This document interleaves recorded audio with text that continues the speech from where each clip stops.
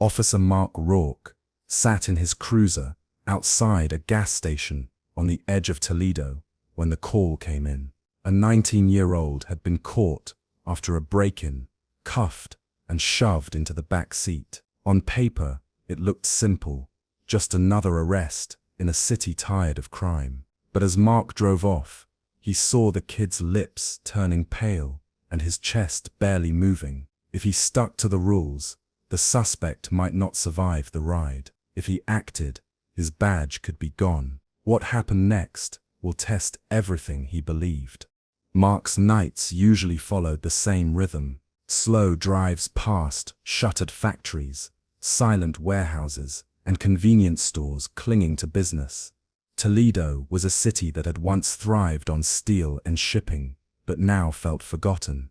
The police force filled gaps where community had crumbled.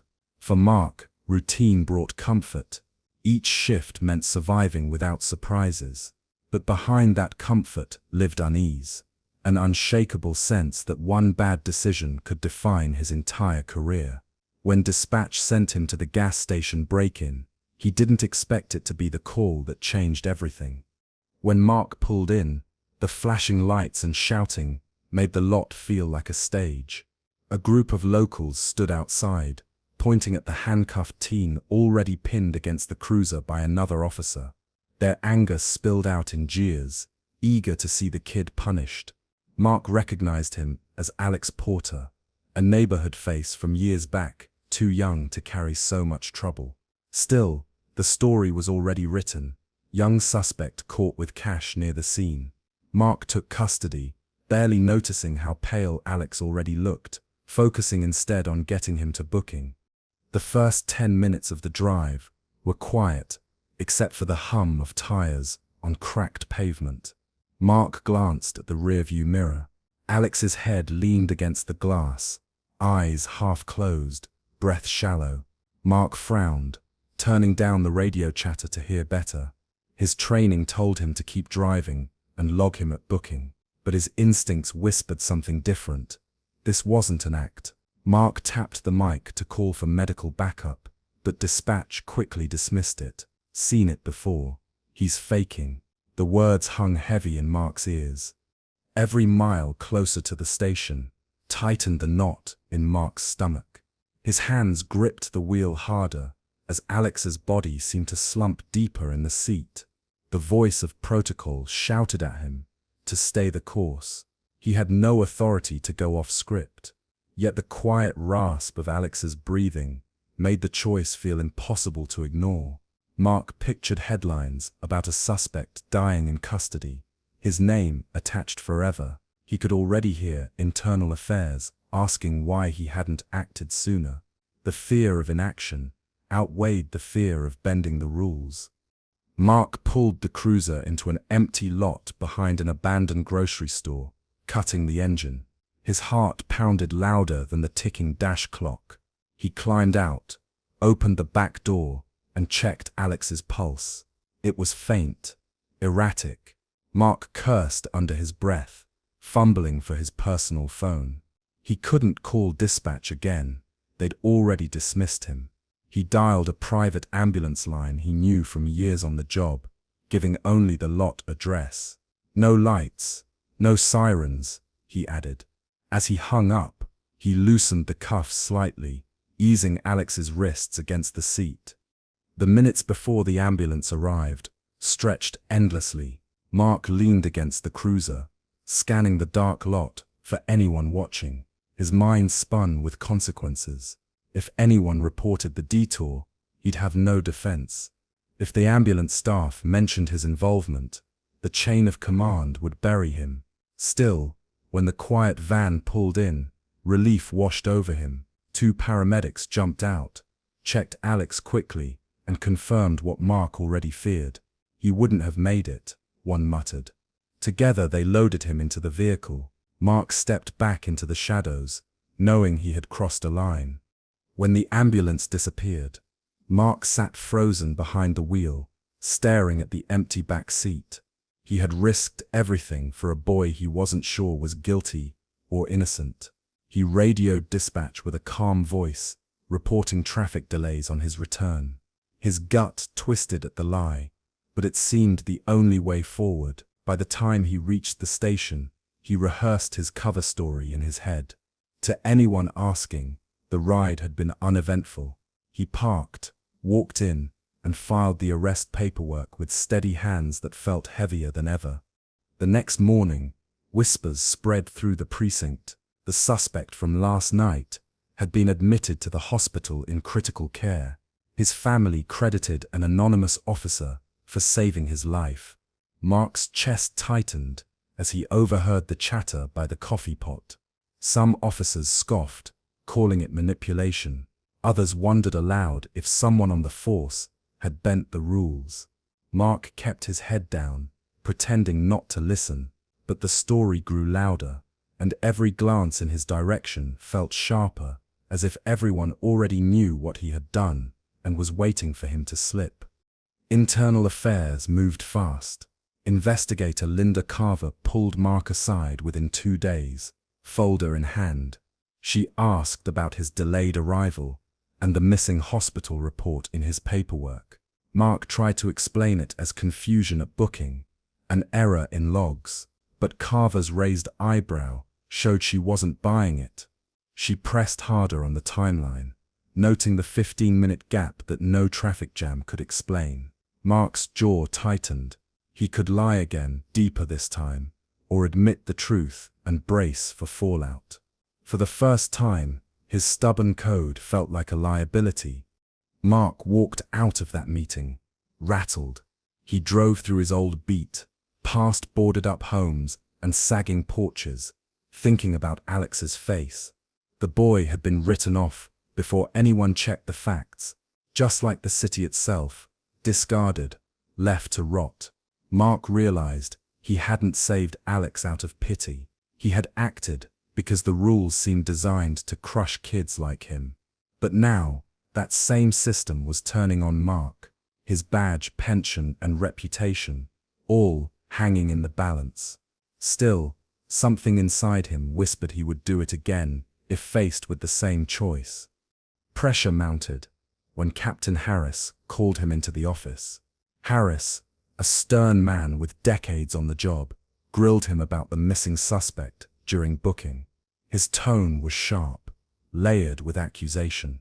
Mark repeated his excuse, but Harris leaned back, eyes cold. "You know what this looks like, dereliction." The word struck hard. Harris hinted at suspension and left Mark with a warning. One more inconsistency, and he'd be off the force.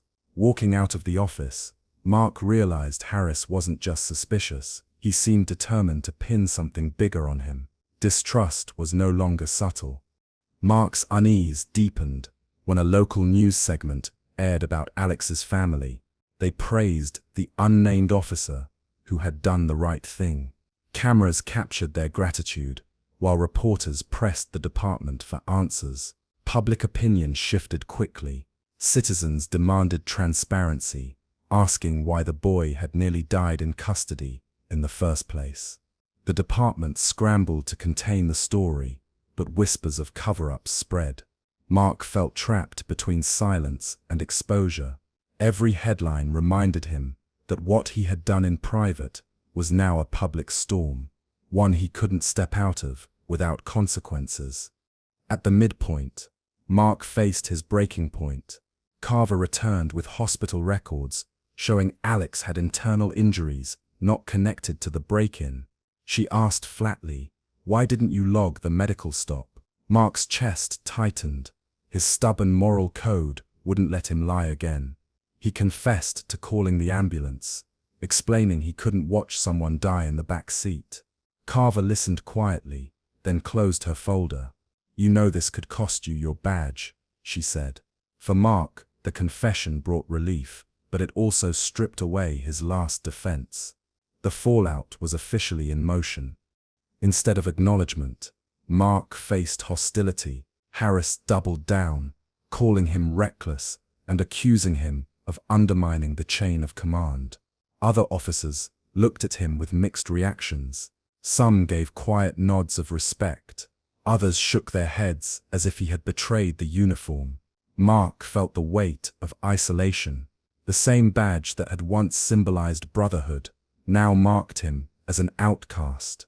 He walked the halls aware that every step echoed louder than it should.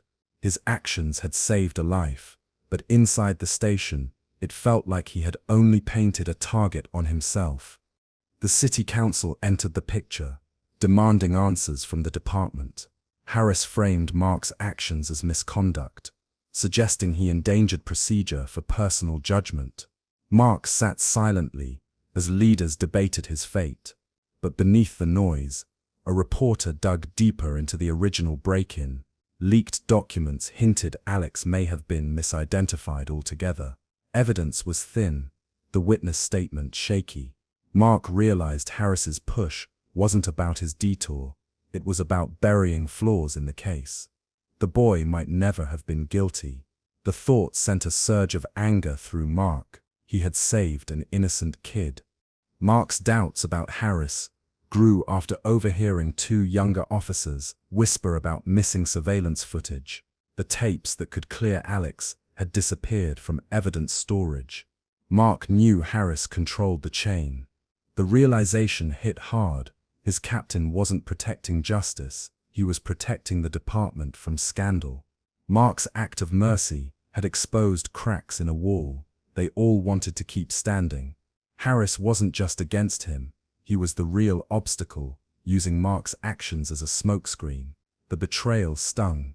Mark's fight was no longer about saving his badge, it was about exposing the truth. The pressure boiled over when Harris confronted him privately, hinting he should take early retirement to avoid embarrassment. Mark stood silent, fists clenched at his side. Harris painted him as a liability, someone who couldn't follow orders. Mark realized Harris was counting on his silence, assuming he'd bow to pressure. Instead, Mark walked out of the office with a new resolve. If his career was already hanging by a thread, he had nothing left to lose. Exposing Harris meant risking it all, but it also meant defending the very values he'd sworn to uphold when he pinned on the badge. Late that night, Mark drove past the hospital, parking across the street. Through the glass, he saw Alex's family gathered by his bed. Their relief was visible, their gratitude unspoken but powerful. Mark stayed hidden in the shadows, not ready to face them. Watching reinforced his decision. The boy was alive because he had trusted his instincts, not the rules. That clarity gave him strength. For the first time, Mark saw his stubborn moral code not as a flaw, but as the compass guiding him forward. The next step was obvious: gather evidence and bring Harris down. Mark reached out to Officer Diaz, a colleague known for keeping quiet, but privately disillusioned with Harris.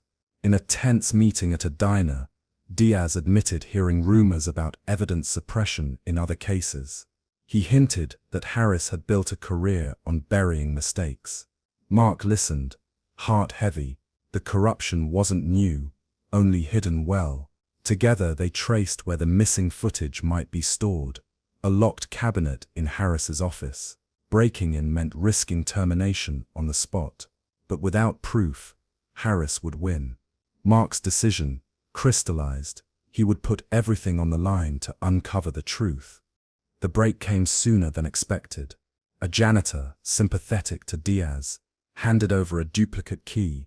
That night, Mark slipped into the captain's office, heart hammering as he rifled through drawers.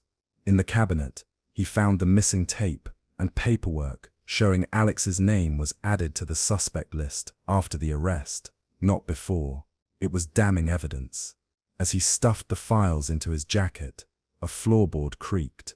Harris stood in the doorway, arms crossed. "You really don't know when to quit," he growled. The confrontation Mark had feared was here, and there was no turning back. The showdown between Harris and Mark was tense. Harris accused him of betrayal, claiming the department needed order, not idealists. Mark countered that the badge meant nothing without integrity. Harris warned him the files would never see daylight, that higher-ups cared only about appearances. For a moment, Mark faltered. Could one officer really change anything? But his code, the very flaw that had driven him into this mess, steadied him. He walked past Harris, clutching the evidence. Harris didn't stop him, but his glare promised retaliation. The battle wasn't over, but the balance had shifted. Mark turned the evidence over to Carver at Internal Affairs. She studied the files and replayed the tape in silence. The grainy footage showed someone else entering the store that night, not Alex. Combined with the altered paperwork, the case was blown open. Carver's expression hardened. "This won't just shake the department," she said. "It'll shatter it."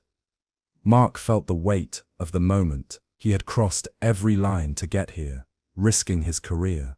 But now the truth was undeniable. Harris's scheme was unraveling, and Mark's gamble finally had the chance to pay off. The fallout was swift. Harris was suspended pending investigation. His name splashed across headlines. Public trust in the department wavered, but some citizens praised the anonymous officer who had forced accountability. Mark's role remained buried for now, but inside the precinct, everyone knew. Some officers looked at him with quiet respect, others with open hostility. He was no longer just a cop. He was a symbol of defiance against a broken system. The badge on his chest carried new meaning, heavier than before. He had saved a life, but in doing so, he had split his world in two. The review board summoned Mark to account for his actions. Sitting under harsh lights, he laid out the truth, step by step. His voice never wavered. He admitted calling the ambulance, hiding the stop, and retrieving the evidence. Every word was a risk, but every word was honest. The board members whispered among themselves, weighing policy against principle. For long minutes, the room felt frozen. Finally, one leaned forward. "You broke rules," she said, "but you upheld justice." Relief hit Mark like a wave, though the scars of the battle remained. His career had survived by a thread. Mark walked out of the hearing with his badge still pinned, but the cost was clear. His relationships with fellow officers were fractured, trust divided down invisible lines. Some would never forgive him for exposing their captain. Others quietly shook his hand when no one was watching. The boy he had saved recovered slowly, his family sending letters of thanks. Mark never answered. He didn't need the words. He carried the memory of Alex's pale face in the back seat, the turning point of everything. That night remained the reason he still wore the badge with pride. The city shifted in subtle ways after the scandal. New oversight committees were formed, stricter rules imposed. Yet Mark noticed old habits creeping back into the department. Change was slow, resisted at every turn. He felt the strain of being both part of the system and apart from it. Patrols became lonelier. He no longer laughed at roll call or lingered after shifts. But when he drove the same streets, he did so with clarity. He knew what his oath meant. Even if others forgot, that knowledge carried him forward, even when camaraderie no longer did.